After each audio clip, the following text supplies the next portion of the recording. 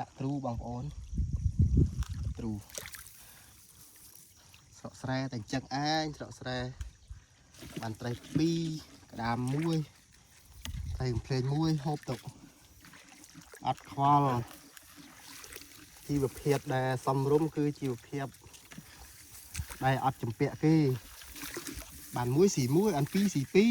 2បាន3ទុកខ្លះគឺជីវភាពបែបស្រកស្រែបែបអត់ចម្ពាក់គេបាន10ស៊ី5ទុក5អត់ខ្វល់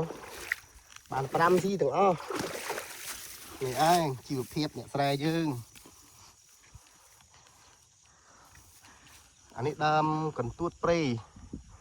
ផ្លែធំល្អណាស់បងប្អូនអើយតែអត់តិនចាស់ទេនេះផ្លែវាគួរសមមើលបើថ្ងៃណាដាច់លុយខ្លាំងក៏យើងបេះបាន5គីឡូទៅយកទៅលក់នេះស្រោខ្ញុំបងប្អូនជិតបានច្រូតហើយកន្លះខែទៀតច្រូតហើយចាប់ដល់ពីច្រូតហៅបងប្អូនមកទាំងអស់គ្នាបងប្អូនផ្ញើវីដេអូនេះជូនបងប្អូនដែលនៅទីក្រុងឬមួយក៏នៅក្រៅប្រទេសក្នុងប្រទេសទាំងអស់នេះឯងស្រកស្រែស្រកចកាយើងអានេះត្រីដែលខ្ញុំដាក់ទ្រូមិញខ្ញុំដាក់ម៉ោងផងមួយថ្ងៃបានប្រហែលជាខ្ទង់2-3គីឡូធ្វើប្រហុកខ្លះទៅបើយើងដាក់ទ្រូកំប៉ុងទៅបានត្រីចំបាតិចតួចធ្វើត្រីប្រៃខ្លះទៅសម្រាប់ហូបដល់ខែច្រូត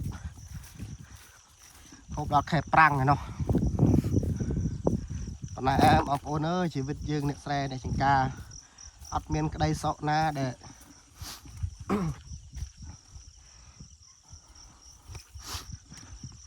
និយាយរួមទៅក្តីសោកក្តីទុកគឺខ្លួនយើងអ្នក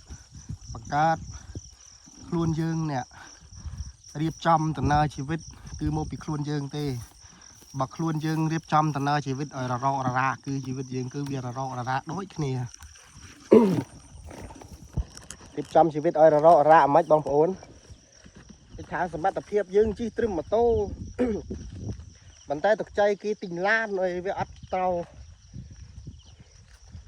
បើយើងចង់ទិញឡានហើយយើងផ្សំបន្ទុកបដាក់ទៅបើយើងថាសមត្ថភាពយើងត្រឹមតែជិះម៉ូតូចេះក៏យើងជិះម៉ូតូទៅឡៃខ្មាស់ណាឡៃអៀលណា